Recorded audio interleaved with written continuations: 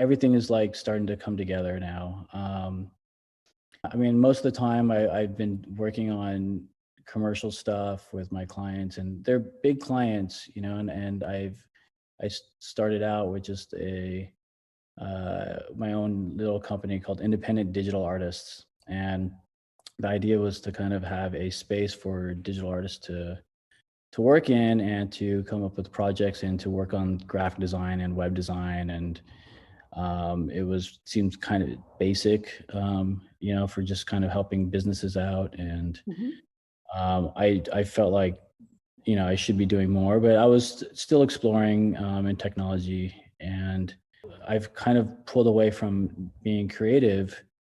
And that's, when I turned 40, I got into ceramics, and because I wanted to kind of jumpstart being like tactile again and kind of working with my hands and exploring back into the art world.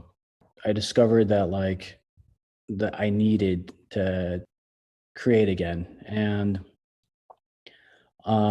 through that, and thankfully through NFTs now, because now I feel like I have an actual platform where I could sell stuff, and it's not about the motivation of selling. I'm also my biggest collector because I have a lot of artwork. I don't intend to sell. If somebody wanted a piece, I would sometimes pretty much give a piece to somebody because it was, And now I've come to the idea of like, okay, now I just want to share a message. I still want to keep my surrealism. I still want to keep all of that with me. I also exploring a lot of artwork with genetics as well and science. Mhm.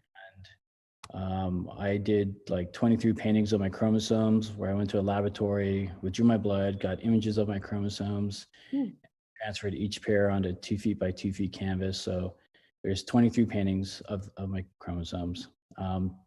And I also did sculptures in that aspect as well. And I talked about how pretty much humans are based on binary information, Mm. and how our DNA is, binary code.